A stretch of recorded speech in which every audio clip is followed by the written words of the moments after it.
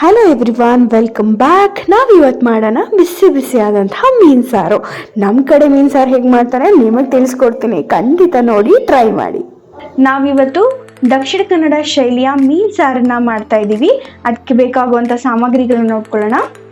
ಜೀರಿಗೆ 1 ಚಮಚ, ಮೆಂತೆ ಅರ್ಧ ಚಮಚ, ಸಾಸಿವೆ ಅರ್ಧ ಚಮಚ, ಕಾಳು ಮೆಣಸು ಅರ್ಧ ಚಮಚ, ಓಮ ಅರ್ಧ ಚಮಚ, ಬೆಳ್ಳುಳ್ಳಿ ಸ್ವಲ್ಪ, 20 ರಿಂದ 25 ಬ್ಯಾಡ್ಗೆ ಮೆಣಸನ್ನು ತೊಗೊಂಡಿದ್ದೀನಿ ನಾನು. ನೀವು ಇಲ್ಲಿ ಖಾರ ಬೇಕು ಅನ್ನೋರು ಖಾರದ ಮೆಣಸು ಕೂಡ ತೊಗೊಳ್ಬೋದು. ಸ್ವಲ್ಪ ಹುಳಿ ಸ್ವಲ್ಪ ಜಾಸ್ತಿ ಇದ್ರೇ ಚೆನ್ನಾಗಿರತ್ತೆ. ತೆಂಗಿನ ತುರಿ ಅರ್ಧ ಕಡಿಯಷ್ಟು ತೊಗೊಂಡಿದ್ದೀನಿ ನಾನು.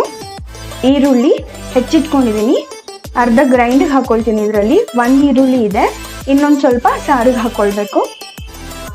ಹಸಿಮೆಣಸು 4 ರಿಂದ 5 ತೊಗೊಳ್ಬೋದು. ನಾನು 4 ಹಸಿಮೆಣಸು ತೊಗೊಂಡಿದ್ದೀನಿ. ಖಾರ ಬೇಕು ಅನ್ನೋರು ಇನ್ನು ಜಾಸ್ತಿ ಹಸಿಮೆಣಸು ಕೂಡ ತೊಗೊಳ್ಬೋದು. ಶುಂಠಿ ಸ್ವಲ್ಪ, ಅರಿಶಿಣ. ಇಲ್ಲಿ ಮೀನು ನಾನು ಬಂಗಡೆ ಮೀನು ತೊಗೊಂಡಿದ್ದೀನಿ. ನೀವು 1 kg ತೊಗೊಂಡಿದ್ದೀನಿ ನಾನಿಲ್ಲಿ. ನೀವು ಎಷ್ಟು ಮೀನು ತೊಗೊಳ್ತೀರೋ ಅಷ್ಟು ಪ್ರಮಾಣದಲ್ಲಿ ನೀವು ಇದಕ್ಕೆ ಬೇಕಾಗುವಂತಹ ಮಸಾಲೆಗಳನ್ನು ತಯಾರಿಸ್ಕೊಳ್ಬೇಕಾಗತ್ತೆ. ಬನ್ನಿ ಈಗ ದಕ್ಷಿಣ ಕನ್ನಡ ಶೈಲಿಯ ಮೀನು ಸಾರನ್ನು ಮಾಡೋಣ. ನೋಡಿ ವೀಕ್ಷಕರೇ, ಈಗ ಫಸ್ಟ್ ನಾನು ಫ್ರೈಯಿಂಗ್ ಪ್ಯಾನ್ ಇಟ್ಕೊಂಡಿದ್ದೀನಿ. ಪ್ಯಾನ್ ಬಿಸಿಯಾಗಿದೆ. ಈಗ ನಾವು ತಯಾರಿಸಿಟ್ಕೊಂಡಿರುವಂತಹ ಮಸಾಲೆಗಳೇನಿದೆ ಅದನ್ನು ಹಾಕ್ಕೊಳ್ಳೋಣ. ಎಲ್ಲ ನಾನು ಒಟ್ಟಿಗೆ ಹಾಕ್ಕೊಳ್ತಾ ಇದ್ದೀನಿ. ಇದನ್ನು ನಾವು 2 ರಿಂದ 3 ನಿಮಿಷಗಳ ಕಾಲ ಹುರ್ಕೊಳ್ಬೇಕು. ನೋಡಿ ವೀಕ್ಷಕರೇ, ಈ ರೀತಿ ಇದು ಸ್ವಲ್ಪ ಕೆಂಪಾದರೆ ಸಾಕು, ತುಂಬ ಕೆಂಪಾಗಬೇಕು ಅಂತ ಏನಿಲ್ಲ. ನೋಡಿ ವೀಕ್ಷಕರೇ, ಈಗ ಇದನ್ನು ಫ್ರೈ ಆಗ್ತಾ ಇದೆ. ಈ ಟೈಮಲ್ಲಿ ನಾನು 2 ಚಮಚದಷ್ಟು ಕೊತ್ತಂಬರಿನ ಹಾಕ್ಕೊಳ್ತಾ ಇದ್ದೀನಿ. ಧನಿಯಾ ಇದನ್ನು ಕೂಡ ಹಾಕ್ಕೊಂಡು ನೀವು ಈ ರೀತಿಯಾಗಿ ಹುರ್ಕೊಳ್ಬೇಕಾಗತ್ತೆ. ನೋಡಿ ವೀಕ್ಷಕರೇ, ಇದು ಇವಾಗ ಸ್ವಲ್ಪ ಬ್ರೌನ್ ಆಗಿದೆ, ಇಷ್ಟಾದರೆ ಸಾಕು. ಇದನ್ನು ನಾವೀಗ ಮಿಕ್ಸಿ ಜಾರ್ಗೆ ನಾನು ಟ್ರಾನ್ಸ್ಫರ್ ಮಾಡ್ಕೊಳ್ತಾ ಇದ್ದೀನಿ. ಈಗ ನೋಡಿ, ಆ ಮಸಾಲೆಗಳನ್ನ ಮಿಕ್ಸಿ ಜಾರ್ಗೆ ಟ್ರಾನ್ಸ್ಫರ್ ಮಾಡ್ಕೊಂಡಿದ್ದೀನಿ. ಈಗ ನಾವು ಇಟ್ಕೊಂಡಿರೋಂಥ ಬೆಳ್ಳುಳ್ಳಿ ಮತ್ತು ಒಣಮೆಣಸನ್ನು ಈಗ 2 ರಿಂದ 3 ನಿಮಿಷಗಳ ಕಾಲ ಈ ರೀತಿ ಹುರ್ಕೊಳ್ಳೋಣ. ಟ್ರಾನ್ಸ್ಫರ್ ಮಾಡ್ಕೊಳ್ತೀನಿ. ನೋಡಿ ವೀಕ್ಷಕರೇ, ಇವಾಗ ನಾನು ಮಸಾಲೆನೆಲ್ಲ ಮಿಕ್ಸಿ ಜಾರ್ಗೆ ಟ್ರಾನ್ಸ್ಫರ್ ಮಾಡ್ಕೊಂಡಿದ್ದೀನಿ. ಈಗ ಇದಕ್ಕೆ ನಾವು ಇಟ್ಕೊಂಡಿರುವಂಥ ಹುಳಿನ ಹಾಕ್ತಾ ಇದ್ದೀನಿ. ನಂತರ ಕಾಯಿ ತುರಿ, ಈಗ ಅರ್ಧ ನೀರುಳ್ಳಿ, ಅರ್ಧ ಚಮಚದಷ್ಟು ಅರಿಶಿನ ಪುಡಿನ ಹಾಕ್ಕೊಳ್ತಾ ಇದ್ದೀನಿ. ನೋಡಿ ವೀಕ್ಷಕರೇ, ಈಗ ಎಲ್ಲ ಮಸಾಲೆನ ಹಾಕೊಂಡಾಗಿದೆ.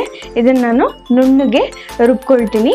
ಸ್ವಲ್ಪ ನೀರು ಹಾಕಿ ಇದನ್ನು ರುಬ್ಕೊಳ್ಬೇಕು. ಈ ರೀತಿಯಾಗಿ ನೀವು ಇದೇ ಕನ್ಸಿಸ್ಟೆನ್ಸಿನಲ್ಲಿ ಗ್ರೈಂಡ್ ಮಾಡ್ಕೊಳ್ಬೇಕು. ಈಗ ನಾನೊಂದು ಪಾತ್ರೆನ ಇಟ್ಕೊಂಡಿದ್ದೀನಿ. ಇದಕ್ಕೆ ನಾವು ರುಬ್ಬಿಟ್ಕೊಂಡಿರುವಂಥ ಈ ಮಸಾಲೆನ ಹಾಕ್ಕೊಳ್ತಾ ಇದ್ದೀನಿ.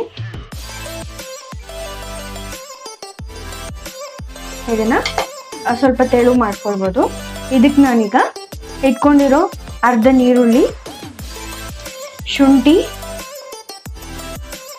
ಹಾಗೆ 4 ಹಸಿಮೆಣಸು ಇಟ್ಕೊಂಡಿದ್ವಿ, ಅದನ್ನು ನಾನು ಇಲ್ಲಿ 2 ಪೀಸ್ನಾಗಿ ಕಟ್ ಮಾಡಿ ಇಟ್ಕೊಂಡಿದ್ದೀನಿ. ಅದನ್ನು ಕೂಡ ಹಾಕ್ಕೊಳ್ತಾ ಇದ್ದೀನಿ. ನಂತರ 2 ರಿಂದ 3 ಚಮಚದಷ್ಟು ಉಪ್ಪನ್ನು ಹಾಕ್ಕೊಳ್ತಾ ಇದ್ದೀನಿ. 1 ಸ್ಟಿರ್